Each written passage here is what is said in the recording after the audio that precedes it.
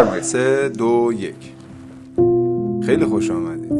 شما چقدر سید حامد میر محمدی رو میشناسین؟ تا این سن که الان دقیقاً 40 سالم هستش سعی کردم خودم تا حد زیادی بشناسم و با نقاط ضعف و قدرت خودم آشنا بشم. بحران 40 سالگی چه شکلیه؟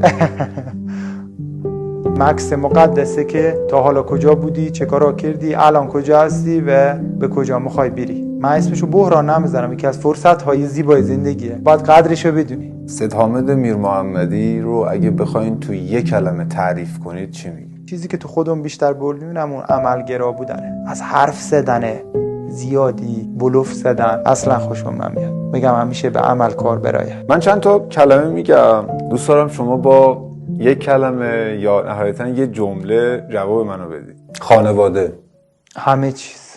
استان یزد. یزد برای من معتبرترین برند، اصلا برند رو با یزد شناختم و باید شناخت. یزد و یزدی. کار من بازار و بیزینس هست و اولین چیزی که برای من اعتبار داشته یزدی بودنه. هر جای دنیا هم که میرم با افتخار میگم یزدی هستم و اگه نشناسنم کاملا وقت میذارم که بهشون نشون بدم کجا هست، تاریخمون چیه. خدمت، توفیق میخواد. توی مرد ها من فکر میکنم خیلی اول دنبال ثروتن، بعد شهرت، بعدش اگه آدم بفهمه و خداوند کمک کنه و اون توفیقه رو بده، بعدش خدمته. باید اون چیزی که به دست آوردی، اون چیزی که خدا بهت داده رو در خدمت خلق قرار بدی. کسی هست که بخواین ازش تشکر بکنید؟ توی تجارت و بیزینس خب همیشه دایم الگون بود. دایم خب از کسب قدیمی یزد بودن و هستن و همیشه من خودم به شخص بهشون افتخار میکردم، ازش یاد میگرفتم، چون واقعا در کاسبی انسان صادقی بود و موفق. از بابام همیشه صداقت و سادگی رو یاد گرفتم. خدا حفظ کنه دایتون حاج سیدرضا دهخان رو و همچنین پدر بزرگوارتون. یه درخواستی میخوام از شما بکنم. ما میتونیم محل کار شما رو ببینیم؟ بله، خواهش میکنم. 3 2 1. آقای میر محمدی عرض ادب. من اول از شاگردی شروع کردم. مثل به نظرم هر کاسبی یا هر کسی که بخواد توی یک کاری موفق بشه، به نظر من اول باید شاگردی درست کرده باشه. به اون کاری که میخوایم انجام بدیم ایمان داشته باشه. ایمان یک درجه بالاتر از اعتقاده و بدونیم که اون شدنیه. بیش از 20 ساله که من توی رستاها و زمینهای مختلف در صنف خودم ابزار الحمدلله دارم فعالیت میکنم و خیلی از برندهایی که الان در کشور مشهور و مقبول هستن مثل رونیکس، مثل آروا، خب من و تیم ما کمک کرد به مشهور شدنشون و بزرگ شدنشون.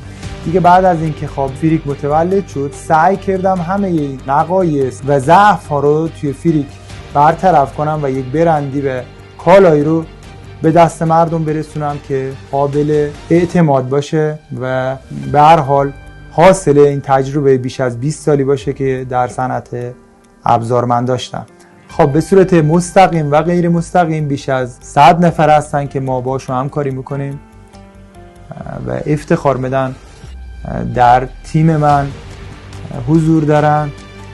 یعنی خیلی خودمونی خدمتتون بگم این یه واقعیته. من هر روز که از خواب پا میشم و به سر کار میام، خدا شاهده تنها چیزی که اون شوق و ذوق رو تو من ایجاد میکنه که از خونه بکنم و بیام به سمت کار، اینه که یه تعداد آدم دارن در کنار من زندگیشون داره سپری میشه و این همه انرژی و انگیزه من برای کار کردن هستش. تعریف شما از مدیریت یعنی توازن بین تعارض ها. ما هرچه دارم از مدیریته و هرچه ندارم از سوء مدیریته. به جای اینکه توی کارها دنبال آدم های مقصر بگردیم، دنبال عوامل مؤثر بگردیم. مبحث اجرا رو شما توی هیچ دانشگاهی بجز دانشگاه بازار نمیتونه بیاد بگیره. کلام آخر. با خدا باش و پادشاهی کن، بی خدا باش و هرچه خواهی کن.